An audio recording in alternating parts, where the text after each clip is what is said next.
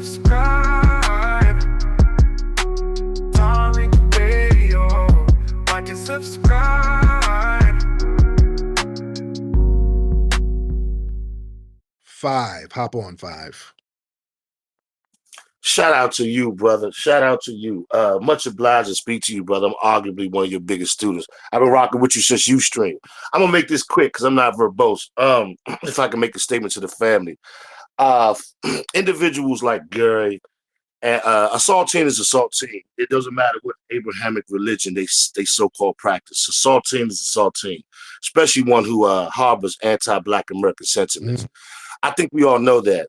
With that being said, I want to say to our family, it will behoove us to stop mentioning ops like this Owens, Freak from Freaking Misfit, and that piss cast that they've run. Y'all know who I'm talking about. I'm not mentioning his name for a reason, because family, we're gonna have to start punishing these individuals. And right now, it's a Cold War. So how you punish them in the Cold War?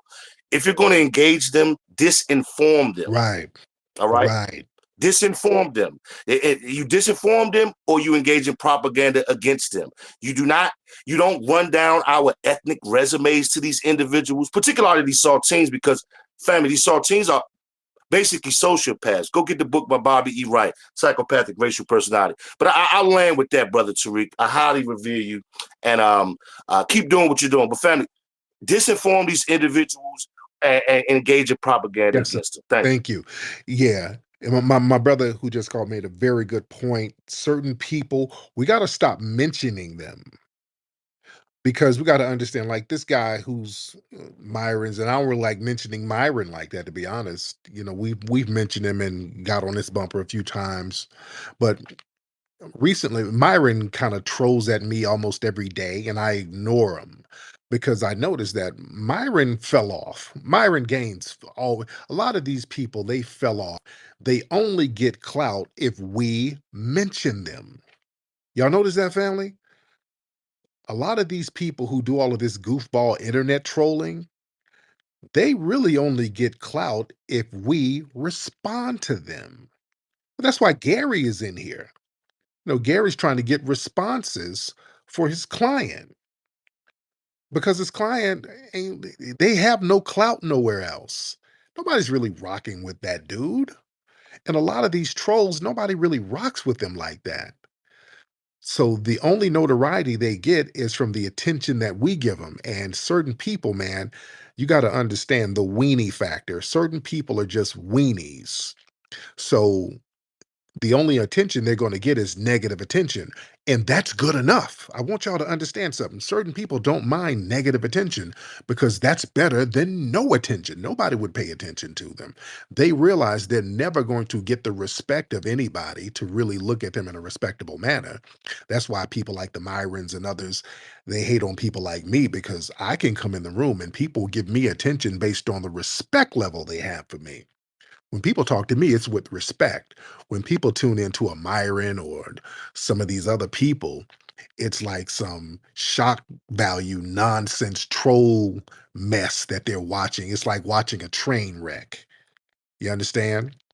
Which makes them, the train wreck trolls, resentful towards the people like me who don't have to do that. I ain't got to do all that train wreck bullshit and troll in order to get people to listen. There's thousands of people listening right now. And I'm talking calm, like I got some damn sense. You know what I'm saying? And some of these cats really resent that. And they try to leech off of our energy in order for them to get some damn attention. Yeah? It's a very interesting dynamic. But yeah, this guy, Gary, is out here trying to get some shine and clout for his damn goofball client. Yeah? And he got shut down. All right, let's get let me see, the Earth Angel in the building. Hop in, the Earth Angel. The Earth.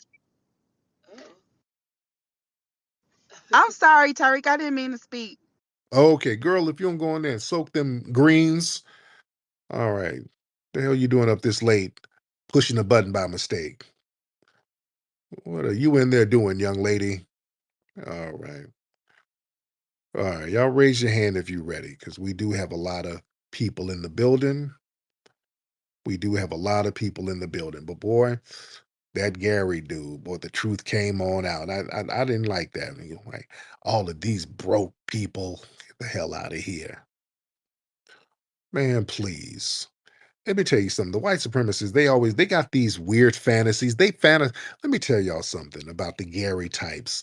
These people fantasize about us being broke in shanty towns and just downtrodden and all of that stuff.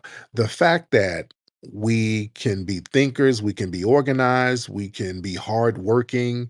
The fact that we can sit around and have decent, sensible conversations like this burns them up. This burns them up. So they have to create fantasy narratives within their own imagination. Yeah, about fantasy cash and people broke and stop it. All right, let's get okay, brother. I was gonna get you, but boy, I just saw some pornography on your page, brother. I was gonna add you.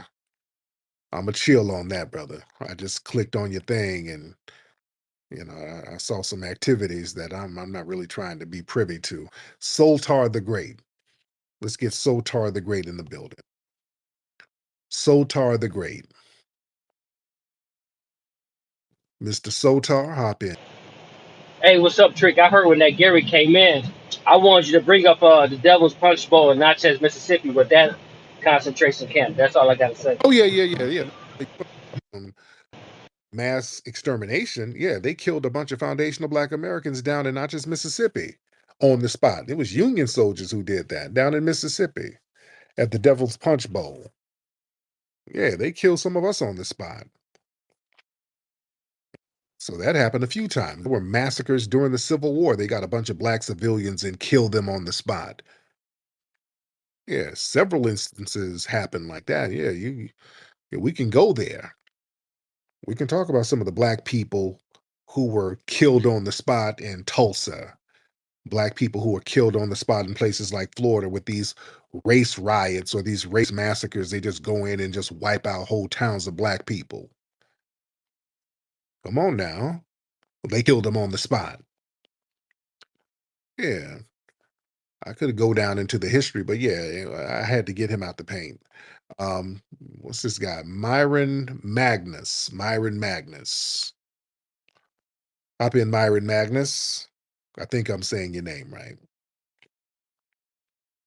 Myron Magnus, you want to unmute your microphone, sir? Yes, sir. How you doing, champ? What's up? I'm good, brother. How are you? I'm great. Can I make a suggestion? Can we call this dude Myron Gaines by his real name, please, which is Amru Fuddle? Because he's ruining my name out this joint for real. But hey, I like to notate one of the reasons I believe they despise you so much is by your controlled, calm demeanor. Yeah. And I would believe that our people need to take note of that, and we need to adopt that totally and embed it into our children and everything. Because when people can't pull on your emotional strings, they lack control over you. Yes. So it's very important that, because if I'm gonna say this, a land, if knowledge, wisdom, understanding brings about unity and peace, if you reverse the polarity, the ignorance, confusion, manipulation brings about division and war. And we don't need to have words or anything we need to stop them from being able to manipulate us emotionally. And once we able to do that and consistently and embed that into ourselves, they're done for. They don't know where to go from there. I'm done. Peace. Appreciate it. Thank you so much. Yeah, man, this brother brought up a good point, man. When they can't trigger us emotionally, they feel like they lose control because the white supremacists, they're so used to pushing our buttons. They know what gets us bent out of shape. They know how to say certain things that'll make us crash out. And when we don't do that, that makes them crash out. You see, that makes them lose control. And family, listen, The fact that we acknowledge our own lineage on our own terms, do you know how much that bothers suspected white supremacists like Gary and others? That's why it's a white man. Why he's so triggered? Think about that. Why is this guy so triggered about the way we identify? Because now that shows that we're not down to be controlled by the dominant society. We're not going to sit here and just let you name us like slaves. We said, hey, you know what? We're going to call ourselves what we want to call ourselves, and we define what our lineage is. Look how these people have lost their minds. You know why? Because that's a major step of power. You want to know what power is? When you can start naming things. That's the first step of power. See, when the Europeans, when they came over here, you know what they did? They started naming stuff. They just picked out stuff and renamed it. Okay, that right there, we're going to call that Cleveland. That right there, we're going to call that a duck. That right there, we're going to call that a turkey. That looks like the people over there in the Middle East. So that's why they started calling it turkeys, because of the red thing, like a fez almost. So yeah, that's a turkey. They just started naming animals, naming plants. They were going to take over. That was a power play. Yeah, with this island, I don't know what y'all called it. Y'all call it Haiti. Well, it's Hispaniola. We're going to call it Hispaniola. New Spain. You see? So that's the thing about power. When you start naming things, you see, and when the white supremacists came here, they saw all these people. They said, "Hey, you know what? You guys are going to be Indians. Yep, you're Indians, and some of you guys over here by a creek, we're gonna call you Creek Indians." They just start naming people. Yeah. So when we say, "Hey, you know, we're gonna name ourselves. We're gonna identify ourselves by this name because we feel like this name has a little more dignity." Now they lose their minds because yeah, we reject the term that they named us. See, they named us African American. That was a name that brought to us. And that was a name that actually disempowered us because that made us comparable to immigrants. That name, African American, that was a name that was designed to make us comparable to immigrants. Elon Musk is African American, ladies and gentlemen, and I'm not exaggerating. He brags about that. Halfway joking, yeah. But the thing is, when people give you these names, they know what they mean. And certain names have certain disempowering energies to them. And the term African American was disempowering to us. We got to admit that. And a significant number of us, we have admitted that because anybody can come over here and be a damn African American. Kamala Harris is running around talking about she's African American. You dig? We ain't the same. So yeah, we said, hey, we're going to define ourselves by our own lineage. Shout out to our good brother Dr. Claude Anderson. He was one of the first people. That's where I got the game from. He started breaking it down. He was like, no, no, no, no. We're Native Black Americans. He would use the term Native Black Americans. See, I give credit where credit is due. I got the game from Dr. Claude Anderson, who's been saying this stuff for years. He would use the term native, and I would use it. If you look at my Twitter for years, I would use the term, when I discussed us, I would use the term Native Black American. I would almost make it interchangeable with African American. I used it like everybody else. But when I would argue with Tethers, I would break down and say, hey, you know, we're Native Black Americans. But sometimes that would confuse us, even though I understood what it meant. I knew what Dr. Anderson meant. Sometimes when people who are outside of the lineage would hear that term, they would get a little confused. They would say, Native Black American? You mean a black person mixed with an Indian? Say, no, no, no, no, no, no, no, no, no, not that. Somebody who's, you know, native, somebody who's foundational here. So I just use the term foundational Black American, and that just clicked. It clicked. And it made sense. You see? So us acknowledging our lineage, it ruffles feathers because now it takes the power away from people to try to define us and have power over us. Because if people can define you, if another group can define you, that group has power over you. And when you define yourself, that's the first step of power. And we've taken a major power step. Look at all these people acting. These people are crashing the hell out. That's why they keep trying to redefine it. You notice that? That's a control thing. They want to redefine it. No, no, no. It's a group. What kind of group? It's a group with a whole bunch of money, and the money is in the woods, hidden in a grave. And what? You're just saying anything. And y'all communists, and y'all MAGA, and y'all controlled by the Russians, and y'all bots. Hey, people losing their mind. They're just saying anything. They're just throwing everything on the wall to see what sticks, which makes the movement even stronger. The fact that people are so damn desperate to try to discredit it, that makes it even more powerful. When something is constantly attacked, that means that thing has power, ladies and gentlemen. You don't attack something that's weak all the time. You don't attack weak, you attack power. You understand? You do not attack weak, you attack power. Hi, I'm Mateo. Do you want to learn about Hidden Heroes? Hidden Heroes from A to Z is a cool book that tells the stories of amazing black heroes you might not know about.